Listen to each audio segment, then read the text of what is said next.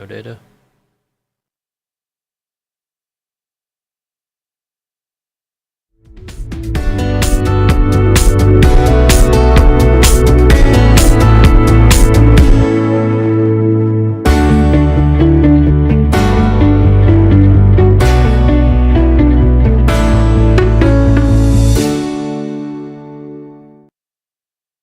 Hello, everybody. Welcome to Friday again. Another Talk Money with Tom show today. We're going to try to help you have a better retirement, really focusing on your questions, being able to try to answer things that come up, whether they have to do with asset management, retirement planning, tax planning, etc. You can send those questions in now if you'd like for us to try to answer them live on today's show. Send them into this email address, asktom@talkmoneywithtom.com. You can put them into the chat box if you'd like, and we'll try to answer those. You can also send the emails anytime during the week, and then we cover some different questions that came up during our client strategy session. So hopefully amongst this grouping of questions, you'll find something that can help you. And we really believe that the more you know about these three main areas, the better your retirement can be. Even if you're working with an advisor, just to, what questions to ask and those types of things. And so, of course, we've created this channel trying to help people, increase their knowledge about retirement itself. And so you can subscribe to the channel and go hit the subscribe button. Little bell button next to it will notify you when a new video comes out. We have over 1,000 videos on there now, so you can peruse those and start to increase your knowledge of what we're doing here. And of course, you might have some questions you want to ask personally of Ethan and I, and you can do that through booking an appointment on our website. There's a button at the top of the website. Link for the website is here on the channel. And push that. Our schedule's live. Choose a half-hour session with Ethan and I, basically, video or phone, and we'll discuss your personal questions, see if we can help you with something. So again, this is something we do, really out of a desire to try to help educate, the public, our clients, about retirement itself. There's a lot to learn, and we constantly get new questions, which is really great. So look forward to being able to help you out today. All right, so we're going to start off with the conversation about what we saw happening in the stock market this week, sort of a summary of what's going on. It was a really wild week altogether, as usual. This chart here shows the S&P 500 for the year so far. You can see that red line there is the trend line across the top. Obviously, the trend is down. The blue line is the 200-day moving average of these points. That's down too. We're below it. This week, actually, yesterday in the morning, we hit the lowest point for the year. And this week was a big deal because of the inflation report. And that's really what we were waiting for. Lots of other things happening, lots of reports. But this is the week of inflation. I guess you could probably call this the year of inflation. And so, when this report comes out, if the inflation is lower than expected, maybe the market rallies up and we get going again, because then the Federal Reserve can start to back off on these interest rate increases. If the inflation report is worse than expected, then there's the worry, okay, the Fed's going to have to raise rates even more as far as that goes. And so let's take a look at the report. So first of all, this is the overall, what they call the top line CPI, Consumer Price Index report. And you can see here, historically, we've seen some run-ups, but the peak that we hit was in July, right? 9.1%.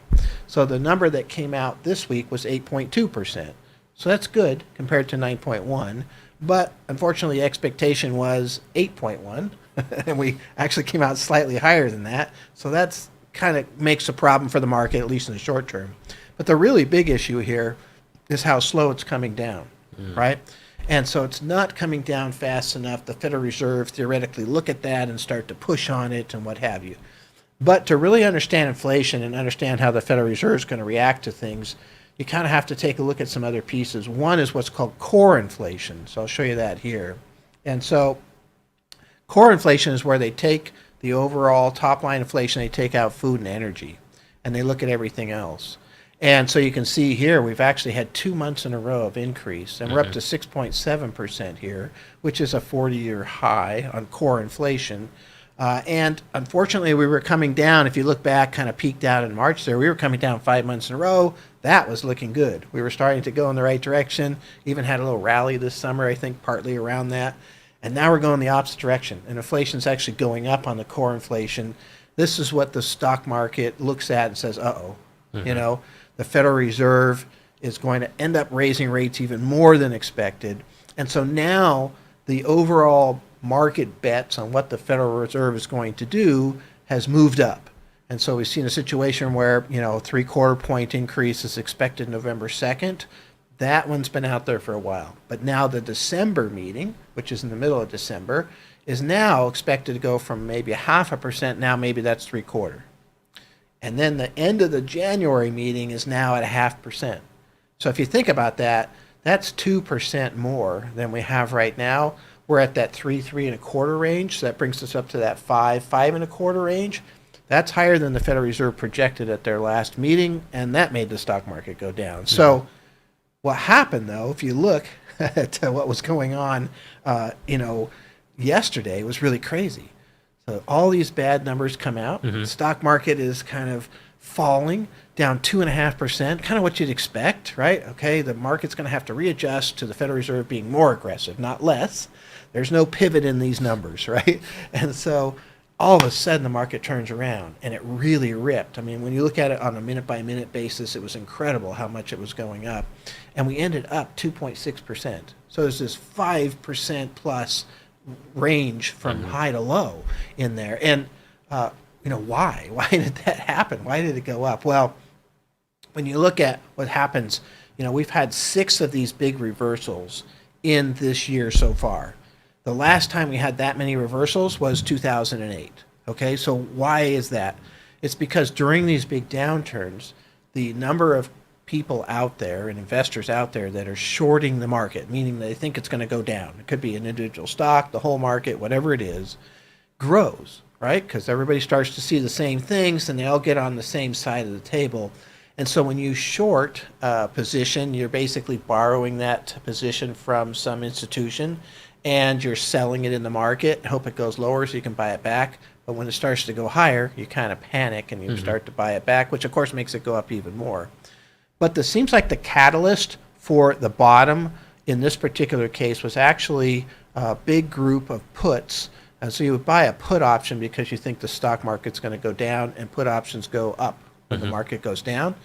And when it got to negative 2.5% in the morning, a lot of those put options were sold at a profit, right? And so there's market makers on the other side of those put options, and so they're unwinding their hedges, and by doing that, they're basically buying stock. And that was kind of the beginning. We also hit some technical levels that were really kind of interesting to watch. We hit the 50% retracement level. So what that means is if you go to the bottom in March to the top of 2020, to the top in January of this year, and you would look at that and say, okay, that's the total return that was made. It's now given back half of that.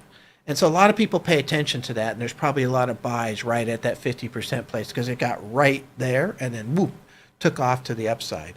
And so you've got these different battles going on that are happening and what have you, and a little bit of upturn can turn into a big upturn in these type of markets because of the amount of short interest that's out there. Now, the problem is if you're hoping that the market's going to continue and, okay, it's over, we just had a great day, we're going to go. I mean, that's what happened in 2020. We'd have a great day and then boom, boom, boom, boom, it would go, right? That's not happening here because the major trend is down. And unfortunately, the reason that we're getting this big run up is because of short covering, not because a bunch of people are running in and buying, on the long side. And so sometimes that can turn into a big run up. We saw that in the summer, right? Kind of that big run up from the middle of June to the very beginning of August, had like a 10% run. Most of that started, in my opinion, with short covering. And then it became a thing where everybody was trying to jump on board. That ended up failing right at the 200-day moving average. But these are failing a lot faster. I mean, the beginning of the month here, we had 5.7% jump in 2 days. That failed, right? Here today, we're taking back what happened yesterday as we speak. Almost all of it, and probably will by the time the show's over. The market will close, and we're giving that back. And that's because these movements that are happening on this positive direction at the moment are kind of false. They're not the true movement. It's not like everybody's running in and buying. It's that these people that have shorts are panicking. One thing when you short something can go up forever, right? And so you have an unlimited risk. And so that's what scares these guys out of these positions, and they take their profits. And these are, unfortunately right now, the people that are left in the market to a certain degree are a lot of traders. And so it's kind of a shorter term outlook. And so, it drops 2.5% in a day like yesterday morning, they'll take it. They're not waiting for 5 weeks or something to see what's going to happen. Yeah, especially since most of these people are leveraged in some form. They're going to do option trading rather than doing just kind of pure one-to-one trading that a normal person would do. Yeah, and there was some, talk about whether or not maybe somebody had a big margin call yesterday. And, we don't find out the true results for some of these things until later as far as that goes. But one of the things that you can watch is you can look at the highest shorted stocks and how they did. So Bloomberg often reports that, and they'll say, okay, the stock market was down, up 3%, but the most shorted stocks were up 6.5%, right? Well, it tells you that short covering that's probably driving this thing as far as that goes. So overall, everything is still continuing as far as that goes. And the big difference this week is that it looks like the Federal Reserve is going to have to go to a higher peak inflation rate. They were expecting in the last meeting 4.6%, and now the market is basically betting on a 5 to 5.25%. And so that continues to move up, and the more rates go up, the more pressure it puts on the stock market and the bond market for that matter. And you end up with this kind of readjustment to the downside, and then you've got all these technical things. So what happens when we break through that 50% retracement?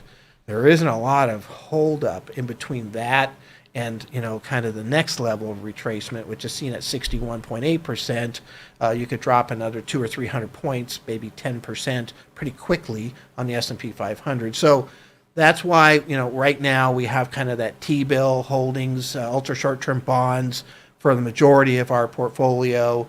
We have this inverse positions, and we added one this week, which is doing well. I'm pretty happy with it. But we have a S&P 500 inverse. We have the Dow inverse. We haven't made money on that one yet. We got that at a lower price. But if the market keeps coming down, we will. And then we also bought an emerging markets inverse. And the reason we did the emerging markets, and again, this is not in all the portfolios, but just in general, one of the reasons that we are looking at the emerging markets inverse is just that the dollar is so strong. When the dollar goes up and up and up, it makes the value of emerging market stocks go down. So it's sort of a bet on the dollar as far as that goes. And it's a different market. So yesterday when, the inverses went down because the market was up so much, the emerging markets inverse was not down that much, so it's kind of nice to have some diversification in that regard. So altogether, we're prepared if things do get worse. It seems like they'll continue to be pushed to the downside, but anything can change at any time, and you got to be really careful to keep an open mind, and we certainly are. So that's what we see happening this week. Lots of little details in here, but I tried to hit the highlights as far as that goes. Could you talk a little bit about the consumer sentiment that came out this morning? Yeah. As a matter of fact, I've got another chart on that too. Let me show you, because this is actually somewhat important. So the consumer sentiment is a giant survey that comes out, and lots of pieces of it, but this is the part that probably has the most impact right now. Because one of the questions they ask is, what is your expectations for inflation, right, in the future? And so one of the pieces is 1 year in the future. And so you can see here that all of a sudden in October we had a big jump in terms of the expectations for inflation. The Federal Reserve, Chairman Powell, has actually talked about this survey and this expectation as something that they're trying to affect. Because what they've seen is that when people expect inflation to be higher in the future, it can be kind of a self-fulfilling prophecy. It changes consumer behavior, and it makes inflation stickier, in their opinion. And so whether that's true or not, it doesn't matter, because their opinion matters in the end. And if they feel like they still have to be more aggressive, then of course that creates problems for the market. So it's a good question. It's really interesting what's happening there. That popped up, basically we've seen, higher prices. People have seen that core inflation that we're seeing, that's affecting real people. Gas prices have gotten maybe a little bit better. In this survey would probably reflect what really happened in September, but gas prices did start to come up really kind of middle of September. So we'll see how that, because that's can be one of the biggest impacts on this type of survey is what people are paying at the bump as far as that goes. But yeah, really, really fascinating time frame. Of course, lots of things that are kind of cross currents that are coming together here. And so that's why, there's not a lot of places to go in our opinions. And, again, at the end of August, we started moving out. September 22nd, we started to do the inverse. Most of that has worked out really well so far because the market has just continued to kind of erode. We still have our high capital gains and legacy positions that are out there in the markets as far as that goes. But outside of that, we've moved everything else over to these other areas and just waiting and hoping for, some time that we can buy back in at a better point. Yeah. All right. That's good. So let's start off with some questions. What do we have this week, Ethan?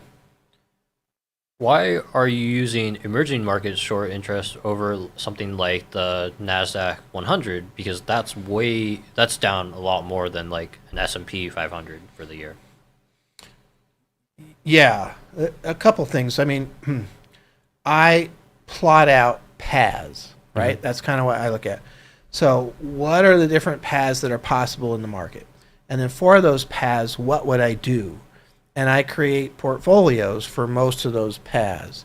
So I have a portfolio that includes an inverse position on the NASDAQ 100. But it doesn't come into play until we're falling off the cliff. And here's why. The NASDAQ is already down a lot. It's already had almost a 61.8% retracement, the NASDAQ 100. And so, it's going to take something else to really get it to move. It's also more volatile. Believe it or not, the NASDAQ 100 right now has a higher implied volatility than that emerging markets inverse. So I'm talking about inverses for both of these. But and so I'm going to wait. The problem with being inverse is that the market can go up like yesterday, and you can have this huge move. And so when you look at the NASDAQ 100 yesterday, inverse, I think it was down about 2.8% or something in that neighborhood. The emerging markets piece was only down 0.2%. So as we step in incrementally, piece by piece into this, I'm using that emerging markets because it's diversified. It has less historical standard deviation and less implied volatility, which is a guess for future volatility. And so, those are the reasons. It's worked out great so far. We're going to profit right away on that. But the other part of it that I like is the theme, right? Because there's the actual motion. What has it done? What's happening? But the theme around emerging markets has two pieces I like. Number one, when you tighten up the money supply the way we're doing, and you're tightening it up in bond arena, you're tightening it up in the stock arena, you're making interest rates higher, this is globally, the higher probability of a break comes into play. Something breaks. Emerging markets might be one of those things that breaks, right? So if you invest there in an inverse position and emerging markets break, then you'd profit from that, right? The other thing is the dollar keeps going up and up and up. It's super strong. We're raising rates faster than a lot of other countries, and so that attracts dollars in to buy our treasuries at these higher rates. We're also a safe haven during a period of time that is uncertain, and so the dollar is getting stronger and stronger. It's going to create problems if it continues, but you're buying an emerging markets in a foreign currency, and so you're actually gaining on the inverse side when the dollar goes up. So it's a way to play the dollar also. So none of those are really things that you can do inside that NASDAQ 100. And because we already have the Dow and the S&P shorting, I figure that's a lot of exposure to the U.S. market right now. Excuse me. Why does Social Security use the CPI urban and not the CPI elderly for their COLA every year? Yeah, let's look at that. We actually have...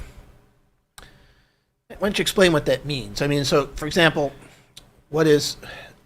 a lot of people don't even know that there's different measures for CPI.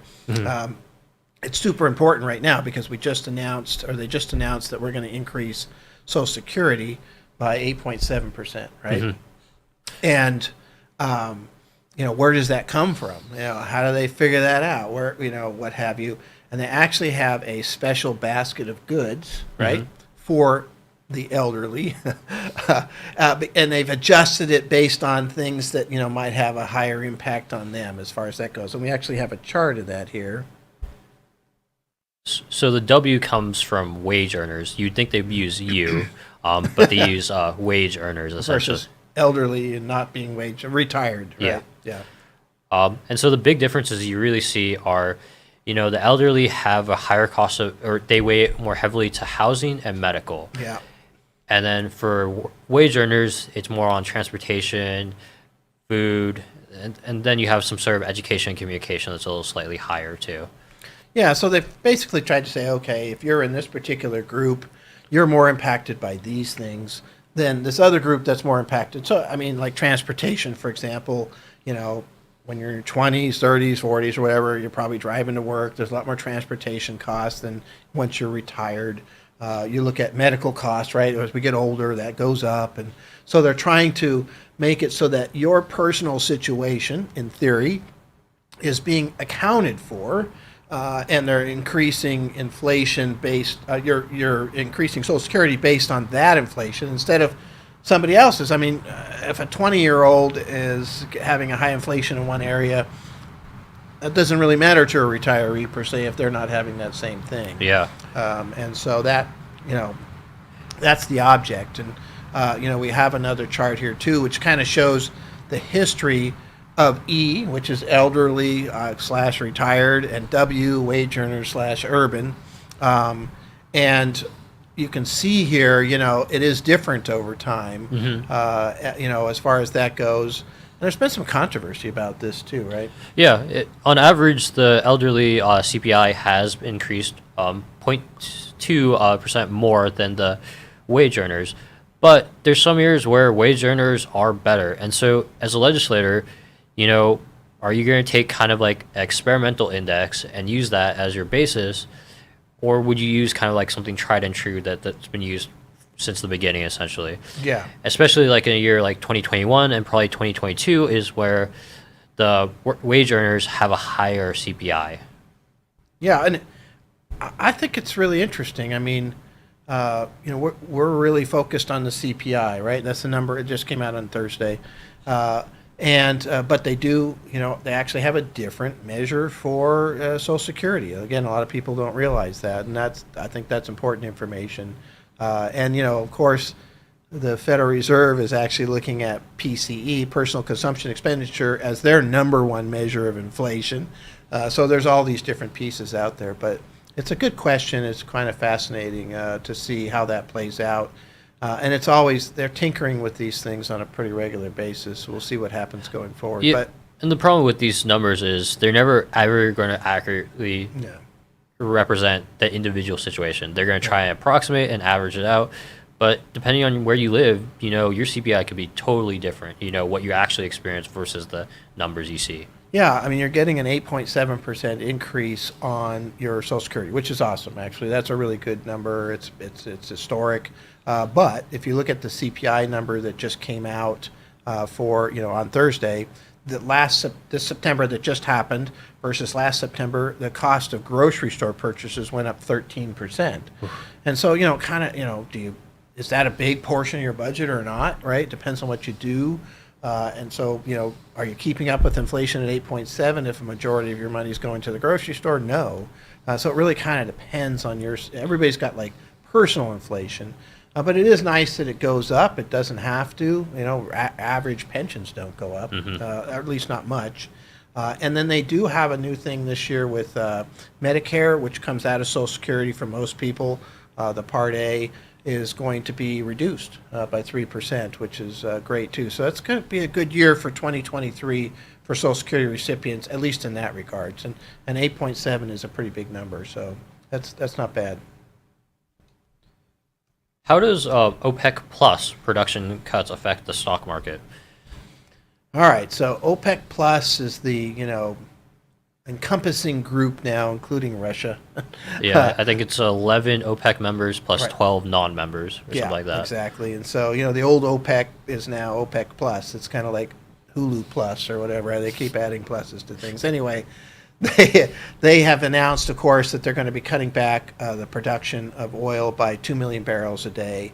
There've been quite a few articles talking about what that really means and how many barrels they can actually cut back, because they have some countries that can't do it. It'll be interesting to see how this plays out. But nonetheless, the thing to kind of understand about this is that it has the potential to impact inflation, because it has the potential to rise the price of oil, which could ultimately raise the price of gas. And so actually we have a chart to show you here too. So this is the crude oil prices for what's called West Texas Intermediate. This is one of the versions of oil that gets reported.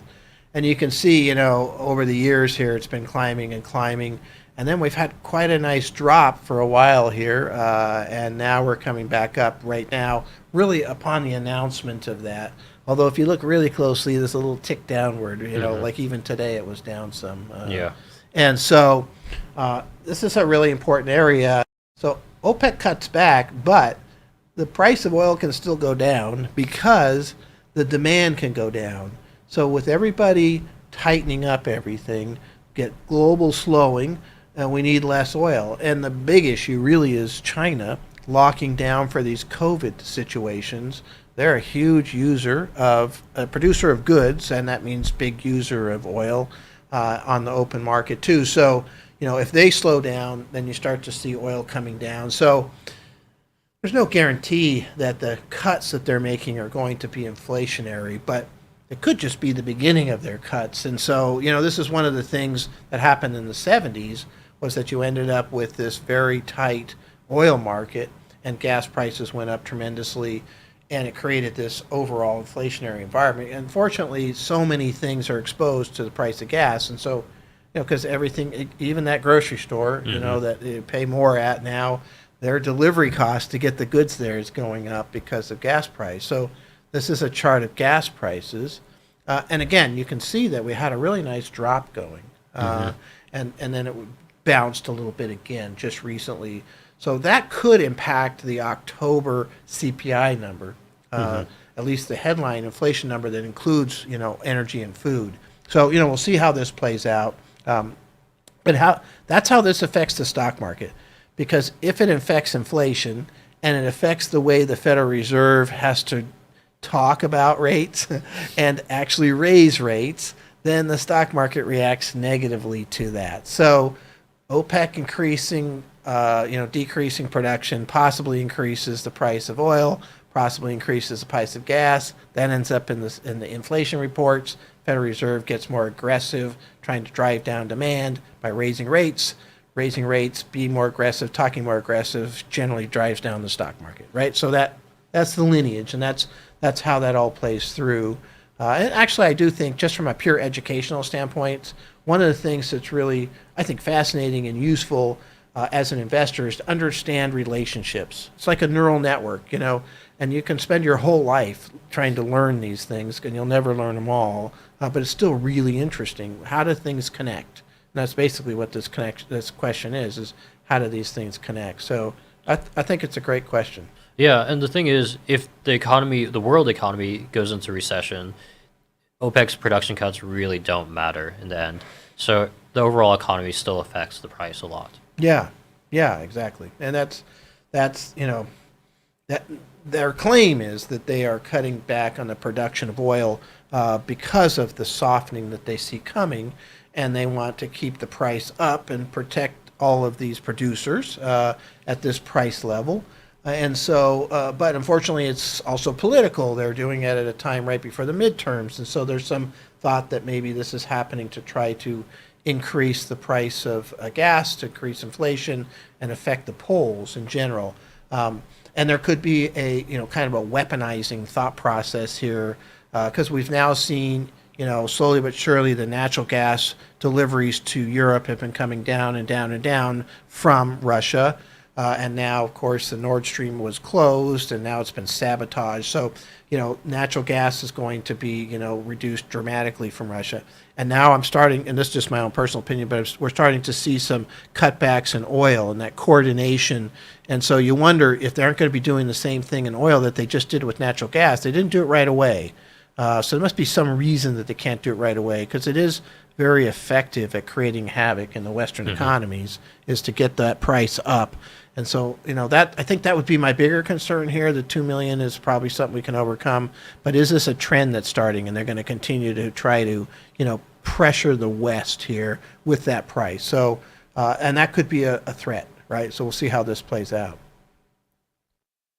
So, with 30-year mortgages approaching 7%, do I just keep renting, or do I just take the dive? Yeah, we've got a chart here. This is a good question that came up. It's kind of incredible, actually. So this is the 30-year fixed mortgage rate chart going back a number of years here to 2013. And you can see we bottomed out there about 2.7%, on the average nationwide, to almost 7% now. We were around 3% at the beginning of the year. That's a huge run up. And what's interesting about that is that's a much bigger run up than we've seen in the Fed fund rate. If you look, the Fed fund rate went from essentially 0 to 3.25, and this has gone from 3 to 7. So it's actually outpacing the pace of Fed funds rate. And part of that reason is because they're having some liquidity problems in the mortgage market itself in terms of getting new money in to lend out. And that the Federal Reserve was actually buying these fixed mortgage, bonds during this time of quantitative easing, and now they're actually going to be selling these bonds. So we're likely to see this continue to go up, it'd be my opinion. And the expectations now is the Fed funds is going to do another 2%. So could we get to 9% mortgages by next spring or something? Because we're expected to get 2% more Fed funds rate just by the end of January. And this thing has been outpacing Fed funds rate. Probably some limit to this at some point, but we'll see what happens. So the question is, should I rent because the rate's at 7, or should I buy, right? So here's how I look at this. You've got two things going on. Number one, the real estate market could get softer, and so that would say don't buy. The only problem with that is that right now the supply of new property is so low. And now we got new builders are pulling back their permits and such. They're not building. We've got people that are sitting on a 3% mortgage that might want to move, but they don't want to go to a 7% mortgage. We don't have defaults like we did in 2008 to create supply. And so the prices could hold up for a while here. But let's just say they drop 10% and you were better off waiting because now you got your place for 10% less, right? The problem is during that period of time, most likely if those house prices dropped, partly it was because of this push on inflation the Fed's doing, and now you're looking at a 9% mortgage. I'm making this up, but just think about it. So if you went from 7% to 9%, that's 28% higher, and you save 10% on the house price. Now, hopefully you get a chance to refinance if the rates came back down, get 7% or 5 or 4 or whatever might come up if things come down. No guarantee that things come down anytime soon. They stayed up for a really long time in the 70s and 80s, which is the situation that's most like this. So I guess if it was me, I would be, if I could afford a home versus rent, I'd buy a home now and take that 7% and hope for, and even if I did get a decrease in price, as long as I'm going to buy the home for long enough, 10 years or longer, I'll probably make that back, right? But it also has something to do with your rent. What's your landlord like? How often are you getting increases? Because rents are, right now, if you look at that CPI report, what they call shelter cost was one of the biggest drivers of inflation that's happening right now. But that might not be true for you, right? You might have a 2-year lease that's locked in at an older price and you're okay. You might have a really friendly landlord who just, is okay with you paying a lower because they don't want turnover. And so you might have a pretty good deal. So, it depends, right? If you're in a situation where the rents are going up very dramatically and you're actually following the market in rents, then you might be better off buying if you could, right? Yeah, and the nice thing about when you buy a house, you're going to have additional expenses, but you get to build equity with the rent. Or when you make your mortgage payments, you're paying down principal. And so as long as the market has always, eventually come back in a lot of areas. I would say, especially in the Bay Area, we've seen prices keep appreciating. But it's not always the case too. Yeah, no, it's a good point. I mean, if you continue to pay rent and wait for the house prices to come down, you do risk the mortgage rates going up and what have you. But if you do buy now and you're paying that payment, at least you're reducing your principal cost and you're actually building equity in that property. It's sort of like a forced savings plan. Obviously, long term, especially if you're younger, you want to be a buyer and not a renter. Most of the people that we deal with have had really good success with their home. And, that forced savings, paying off that mortgage. I mean, even if you buy a place for $1 million, and even if it doesn't change in value, but you pay it off, wow, you just accumulated $1 million worth of equity in a place that you could use to maybe cash out in retirement or what have you. And so that would obviously homeownership's the way to go, but the question has to do more with a short-term issue. I would be on the side of, hey, if I'm not in a great rental situation and I could afford to buy a house at these levels, I'd go ahead and buy that house. But because I tell you, even waiting a few months, this rate, look at this, it's not going down. I mean, look at that line, it's going up, and maybe it'll peak out here and start to come down, but I doubt it. Not with that CPI report that just came out. So factor in all those things and take a look, and at least now, and you were talking about this, and I was talking about this. The houses that we're seeing, in our neighborhoods, and I live in Willow Glen, and you live in Sunnyvale. Yep.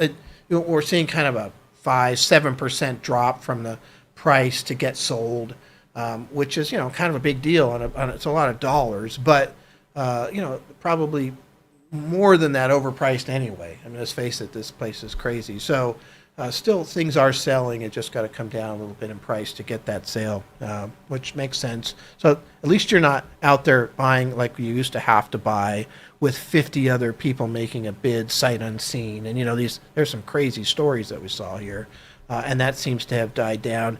I'm actually seeing open houses, which kind of cracks me up because they didn't have open houses. The sign went up, sold was on top of the sign at the same time. And, it was sold before it really even got to be, advertised. And, now they're having to, work for it. But so interesting times. Yeah, exactly. Is the United Kingdom's guilt a contagion that we should be worried about? Yeah, okay. So just to backstory that a little bit, the UK has new prime minister. She comes in. They have this thing called a mini budget, and in that mini budget, they're going to increase taxes, and they don't have any way to offset those taxes, at least in the plan. Decrease taxes. Decrease. They're going to decrease taxes. They don't have any way to make up for that shortfall in revenue, and so they're going to increase debt to do that. Thought process is we're going to have growth to offset, right? So it's kind of this trickle-down concept that's been out there for quite a while, and the market didn't like it. Because number one, decreasing taxes is an inflationary event, and the UK has 9.9%. I mean, we're at 8.2. They're at 9.9% on their CPI version of inflation. So they don't need more inflation, and so it's exactly the opposite direction that you want to go right now, at least in this particular environment. It might not have been a big deal in other environments. And then obviously the other issue is that the world's government bonds are getting tighter and tighter and tighter. And one of the problems is that we've seen an epic decrease in the value of treasury bonds here in the U.S. Who wants to buy those? We sold all of ours, and basically there's a lot less buyers. So that market's gotten very tight. And so when you go and say, okay, we're going to issue a whole bunch more because we're going to decrease the revenue from our taxes, that the market just freaked out. The currency crashed. Well, I wouldn't say crashed, but it dropped a whole bunch. Got almost down to parity with the dollar, which is unheard of, essentially. And their market started to fall. The Bank of England stepped in and said, "Hey, we're going to buy, these bonds, try to support this," which is so ironic because they were actually trying to get rid of bonds off their balance sheet prior to that, and increasing rates. So when you're buying bonds, you're actually that's inflationary because you're creating monetary, but they had to because it was starting to get illiquid. And they have these large pensions that have to have a certain amount of these UK Treasury bonds, known as gilts, in their portfolio, and the values of those were coming down. They were going to have to sell other things to replace that value and buy more. So, it really, yeah, big mess. So, but the question is about contagion. Yeah, that's the thing. You don't know. I mean, Federal Reserve Chairman Bernanke and Treasury Secretary Paulson were meeting with Lehman Brothers in 2008. And they had just bailed out Bear Stearns. Okay? Big money went into that, bailed them out. And then they're meeting with the Lehman Brothers CEO. They weren't happy with him because they basically, he had not done what they'd recommended. And they'd been talking about, this is how you need to do things to get ready. And he was kind of refusing that. And so they decided not to bail out Lehman Brothers. It was $150 billion that they were talking about as a bailout. Well, when Lehman Brothers folded immediately after that, it was a house of cards. And so what they didn't realize, and this is the Federal Reserve Chairman and the Treasury, head of the Treasury, had no idea that there was $7 trillion worth of credit default swaps sitting out there. And Lehman Brothers was one of the pieces of that. And when it caved in, so did that entire market. And so credit default swap is an insurance policy on top of a mortgage bond, and mortgage bonds were all falling apart. And so they were having to pay. And so in order to pay, they're selling your Cisco stock. They're selling your Apple stock. They're selling, and so the stock market dropped, substantially after that. And so that's just to kind of analyze that. That's what we're looking at right now. We're in this situation where things are tight. And so it's a little hard to tell what the contagion might be. If the UK really fell apart, what else is out there? What's connected to it? And sometimes those connections are not obvious. But I will say the market got very nervous, and the stock market, even here in the U.S., was coming down during this period of time where the U.K. was having trouble. So just today, they're now kind of reversing everybody. She fired her, I forgot finance minister, and kind of sacrificed him, and they're going backwards. They're not going to do this plan, and so there's still some volatility. But I would say that you should be concerned about the contagion from there because the market is, right? And the market's not stupid. It really realizes that we don't always know all the connections, but we do know if something fails or really falls on hard times, there could be a connection that reaches in. Because, we don't have UK gilts in our portfolio, but I didn't have any, subprime mortgages in my portfolio in 2008 either. Still ended up with a loss in the stock market because they had to sell. Your money becomes somebody's source of funds. Your stocks can become somebody's source of funds. And they need to sell those stocks in order to pay off this. So what would happen in England is a possibility. Yeah, it's something to be concerned with. However, I think it's probably blowing over. I think you want to be more concerned with the possibility of something that we're not talking about. And just understand that right now, the probability is a bit higher for, what can happen in the what can break in this environment, right? So that's the key. Yeah, and there's some stories about when the gilt was having issues last week, that some hedge fund or some fund managers were seeing that that cater to pensions, were seeing big outflows from them. Yeah. And so are they selling? They're starting to sell other assets, and that's where it kind of spreads. Yeah, exactly. It's a very interrelated system.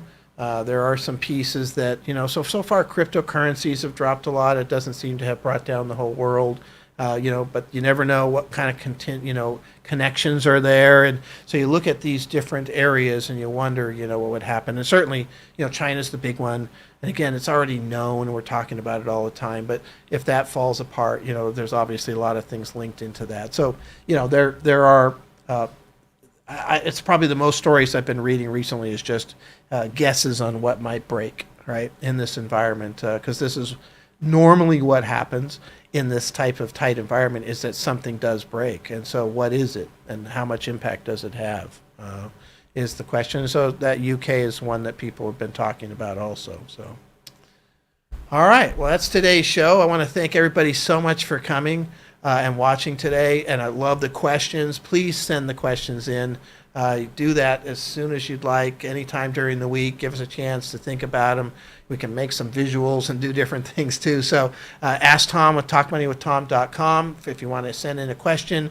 You can go see our channel here, the Talk Money with Tom channel here on YouTube. You can subscribe. You can hit the bell button, peruse the 1,000 videos, and of course you can book an appointment if you want to just meet with Ethan and I and talk about your personal situation and see what we might be able to recommend.